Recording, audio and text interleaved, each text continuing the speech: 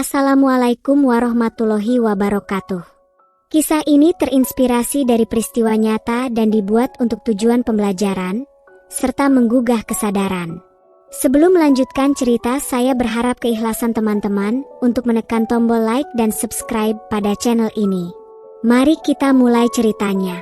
Rizal adalah seorang ustadz muda yang baru saja menyelesaikan pendidikannya di pesantren. Dengan wajah yang tampan dan sikap yang santun, ia mudah mendapatkan simpatik dari orang-orang di sekitarnya. Rizal dibesarkan dalam keluarga yang sangat religius, yang selalu mengajarkannya untuk menjaga iman dan moral. Setelah menamatkan pendidikannya, ia memutuskan untuk mengabdikan dirinya sebagai guru ngaji di sebuah kota besar. Walaupun ada tawaran pekerjaan yang lebih menguntungkan, Rizal merasa bahwa tugas utamanya adalah mendidik generasi muda dalam hal agama. Salah satu murid yang ia ajar adalah Dani, anak dari seorang pengusaha kaya. Ibu Dani, Nadia, adalah wanita cantik berusia 32 tahun yang menikah muda dengan Randy, seorang nahkoda kapal pesiar. Pekerjaan Randy yang sering meninggalkannya berbulan-bulan membuat Nadia sering merasa kesepian. Mereka tinggal di sebuah villa mewah yang terletak di pinggir kota. Ketika Rizal pertama kali mengunjungi rumah itu, ia terpesona oleh kemewahan bangunannya, dengan pilar-pilar besar dan kaca-kaca berkilauan. Namun, meskipun rumah itu dipenuhi dengan barang-barang mahal, suasananya terasa sepi dan dingin. Rizal merasa ada sesuatu yang hilang. Setiap sore, Rizal datang untuk mengajarkan Dani mengaji. Dani adalah anak yang cerdas, tetapi cukup manja. Nadia selalu menyambut Rizal dengan ramah setiap kali ia datang, dan seringkali mengajaknya berbincang atau sekadar menanyakan kabarnya. Awalnya, percakapan mereka hanya seputar pendidikan Dani atau hal-hal sehari-hari. Namun, seiring berjalannya waktu, Nadia mulai berbicara lebih terbuka tentang rasa kesepiannya. "Aku merasa terperangkap dalam sangkar emas," kata Nadia suatu sore. "Rumah ini besar, tetapi kosong. Suamiku hampir tidak pernah ada di sini, dan ketika dia pulang, kami seperti orang asing." Rizal mendengarkan dengan penuh perhatian, merasakan simpati terhadap wanita itu. Meskipun ia sendiri belum pernah merasakan kesepian seperti yang dialami Nadia, ia bisa merasakan betapa beratnya perasaan tersebut. Namun, ia juga mulai merasakan ada sesuatu yang lebih dalam dari sekadar kesepian dalam pandangan Nadia. Setiap kali wanita itu menatapnya, ada sesuatu yang membuat Rizal merasa tidak nyaman. Seiring waktu, Rizal semakin mengenal keluarga kecil ini. Nadia kerap duduk di ruang belajar saat Rizal mengajar Dani. Awalnya, ia hanya mengamati dari jauh. Sesekali tersenyum ketika Dani berhasil melafalkan ayat-ayat Al-Quran dengan benar. Namun, lama-kelamaan, Nadia mulai terlibat lebih dalam, bertanya tentang ajaran agama tidak hanya untuk Dani, tetapi juga untuk dirinya sendiri. "Bagaimana arti sabar dalam Islam?" tanya Nadia suatu hari dengan tatapan yang dalam. "Apakah Tuhan menguji kita dengan kesepian?" Rizal agak terkejut dengan pertanyaan itu. "Ya, sabar adalah ujian yang berat. Kesepian, kehilangan, dan kesulitan adalah ujian dari Allah untuk melihat sejauh mana kita bergantung padanya." "Aku merasa kehilangan banyak hal," Nadia berkata dengan suara pelan. "Walaupun aku berdoa, hidupku terasa tidak berubah. Aku masih sendirian." Rizal merasakan pergulatan batin dalam diri Nadia. Ia tahu bahwa ia harus hati-hati dalam memberikan nasihat. Allah selalu mendengar doa kita, Bu Nadia. Terkadang, yang kita butuhkan bukanlah perubahan keadaan, tetapi kekuatan untuk menerima keadaan tersebut. Nadia terdiam. Setelah beberapa detik, ia menatap Rizal dengan kagum. "Kamu bijaksana sekali untuk orang muda seperti kamu, Rizal," ujarnya. "Aku berharap bisa menemukan kedamaian seperti yang kamu miliki." Saat mendengar kata-kata itu, Rizal merasa ada sesuatu yang berbeda dalam tatapan Nadia. Sesuatu yang membuatnya merasa tidak nyaman. Namun, Ia berusaha untuk mengabaikannya dan fokus pada tugasnya sebagai pengajar. Suatu sore, setelah Dani tertidur usai belajar, Nadia dan Rizal berbicara lebih lama. Nadia menceritakan tentang suaminya, Randy, dan bagaimana ia merasa kehilangan cintanya. Dulu, saat kami baru menikah, semuanya terasa sempurna. Randy selalu ada untukku. Tapi sejak dia bekerja sebagai nahkoda, rasanya kami hidup di dunia yang terpisah. Nadia menatap Rizal dengan mata yang penuh kerinduan. Aku merasa seperti tidak ada yang benar-benar peduli padaku lagi. Rizal merasa hatinya mulai tergugah oleh kesedihan Nadia. Sebagai manusia, ia tak bisa sepenuhnya menutup mata terhadap penderitaan yang dialami wanita itu. Namun, di sisi lain, ia juga merasakan kewaspadaan yang kian membesar. Ada sesuatu yang tidak seharusnya terjadi di sini. Nadia semakin sering berbagi cerita tentang kesepiannya, dan suatu hari, tanpa disadari, ia mendekat pada Rizal dengan jarak yang terlalu intim. Rizal, kamu satu-satunya orang yang mendengarkan aku, yang benar-benar mengerti aku, ucap Nadia dengan suara pelan, penuh harap. Jantung Rizal berdegup kencang. Ia merasa seperti sedang ditarik ke dalam pusaran perasaan yang berbahaya. Meski simpati terhadap Nadia, ia tahu betul bahwa perasaan ini dapat menjerumuskannya. Dengan tenang, Rizal mencoba mengendalikan dirinya, mengingatkan dirinya akan batasan yang harus ia jaga sebagai seorang ustadz.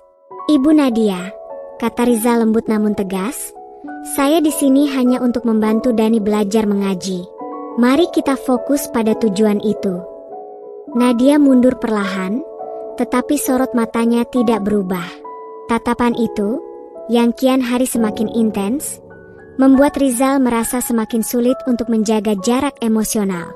Setiap kedatangannya ke rumah itu, Nadia selalu menyambutnya dengan cara yang lebih berani, baik dari pilihan pakaiannya maupun caranya berbicara. Pada suatu sore, suasana di rumah Nadia terasa lain dari biasanya. Udara sejuk dari pendingin ruangan yang biasanya menenangkan kini justru terasa mencekik. Rizal melangkah masuk dengan perasaan tidak tenang yang sulit ia pahami.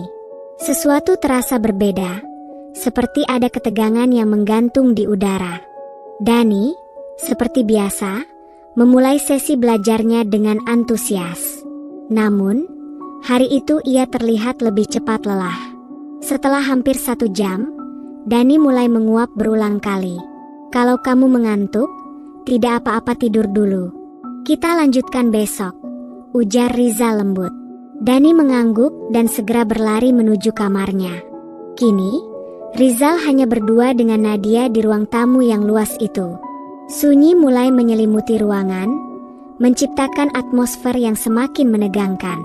Rizal mencoba menenangkan dirinya, fokus pada niat awalnya, mengajar Dani. Namun, sebelum ia sempat berpamitan, Nadia menghampirinya. Wajah Nadia yang biasanya ceria kini terlihat penuh dengan ekspresi keputusasaan. Ia duduk di sofa dekat Rizal, membuat jarak di antara mereka terasa terlalu dekat. Rizal, suara Nadia terdengar nyaris berbisik. Bolehkah aku bicara sebentar denganmu? Tatapannya tajam, namun penuh beban emosional. Rizal merasa bahwa ini bukan percakapan biasa. Meski hatinya memintanya untuk segera pergi, tanggung jawabnya sebagai ustadz membuatnya tetap di tempat. Ibu Nadia, ada yang bisa saya bantu? Tanyanya dengan sopan, meski perasaannya mulai diliputi was-was. Nadia menghela napas panjang, seperti tengah mengumpulkan keberanian untuk mengutarakan sesuatu yang telah lama ia pendam. Ia memandang ke lantai, memainkan ujung selendangnya dengan gelisah. Aku tidak tahu harus mulai dari mana, gumamnya. Rizal tetap diam, menunggu Nadia melanjutkan. Meskipun ia merasa hatinya berdebar semakin kencang, ia tahu ia harus mendengarkan. Rizal, Nadia berkata pelan, suaranya menggetarkan. Kamu tahu bagaimana hidupku sekarang, bukan? Aku kesepian. Suamiku jarang pulang.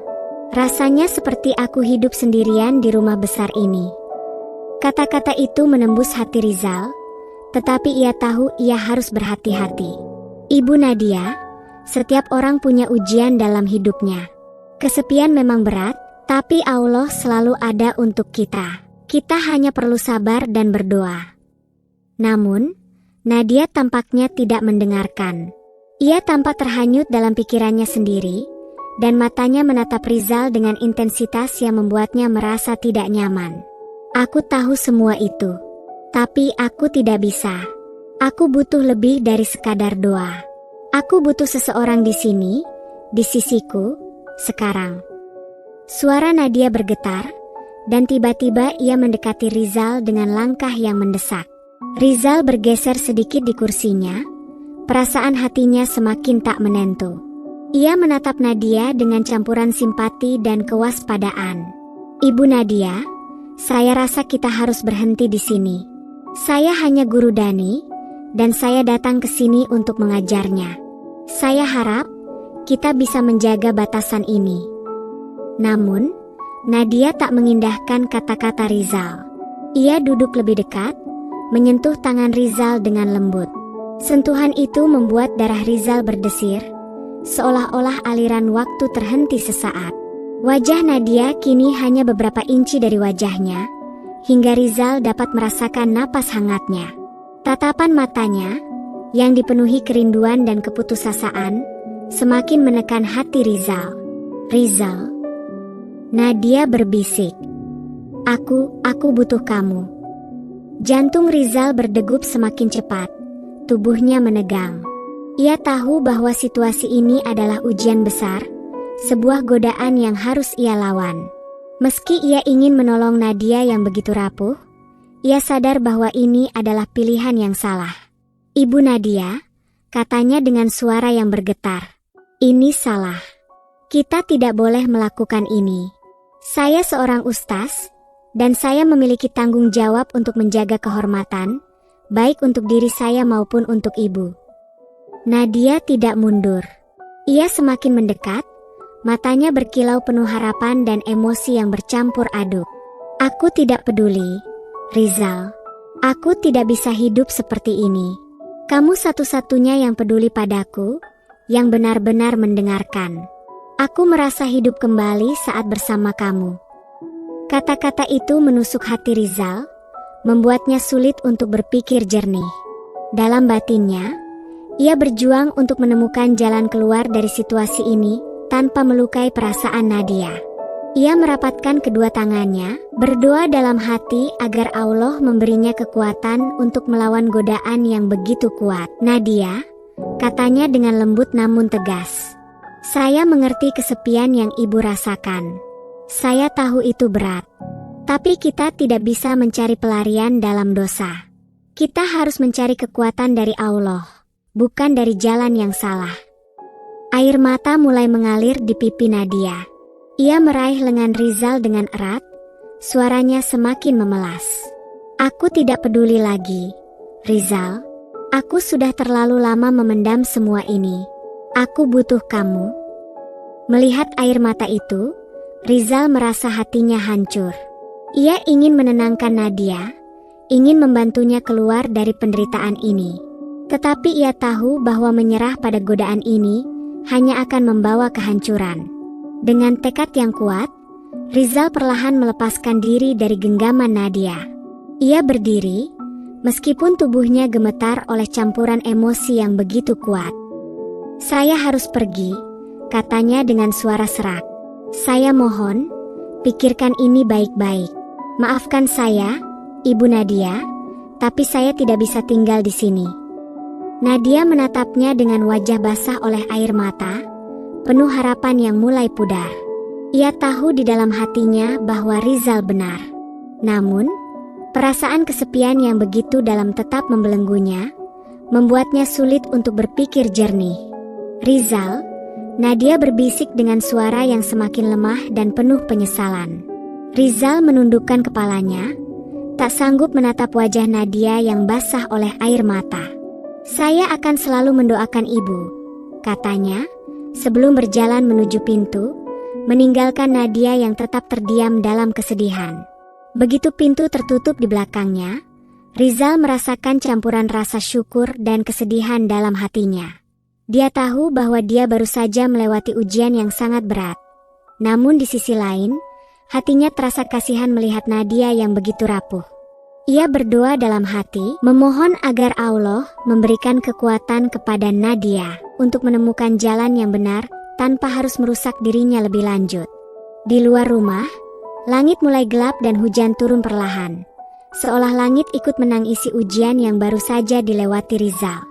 Setelah peristiwa itu, Rizal memutuskan untuk menjaga jarak dari Nadia. Ia tetap datang untuk mengajar Dani, namun selalu berusaha menghindari momen di mana ia dan Nadia bisa berbicara terlalu lama. Rizal tahu bahwa menjaga jarak adalah hal yang terbaik untuk kebaikan semua pihak. Di sisi lain, Nadia merasa malu atas apa yang telah terjadi. Ia menyadari bahwa ia hampir menghancurkan hidupnya, kehidupan anaknya, dan bahkan menghancurkan kehidupan ustadz muda yang baik dan tulus. Ia merasa bersalah, tetapi juga tahu bahwa ia harus mencari cara untuk memperbaiki dirinya sendiri. Nadia mulai lebih sering berdoa, meminta petunjuk dan kekuatan dari Allah. Ia juga berbicara dengan suaminya, Randy, tentang perasaannya. Randy yang terkejut akhirnya memahami bahwa profesinya telah membuatnya jauh dari keluarganya. Ia berjanji untuk lebih banyak berada di rumah dan mereka mulai bersama-sama memperbaiki hubungan mereka. Meskipun Dani tidak mengetahui apa yang terjadi di antara ibunya dan Rizal, ia merasakan perubahan dalam keluarganya. Ibunya tampak lebih bahagia dan ayahnya mulai lebih banyak meluangkan waktu di rumah. Dani pun terus belajar mengaji dengan Rizal dan menunjukkan perkembangan yang pesat. Beberapa bulan berlalu, dan hidup mereka mulai berubah. Nadia merasa lebih kuat secara emosional dan menemukan kedamaian dalam doanya. Randy kini lebih menghargai waktu bersama keluarga dan hubungan mereka perlahan membaik. Sementara itu, Rizal merasa bersyukur karena berhasil menjaga imannya di tengah godaan yang begitu besar. Ia menyadari bahwa godaan bisa datang dari mana saja, bahkan dari tempat yang tidak terduga.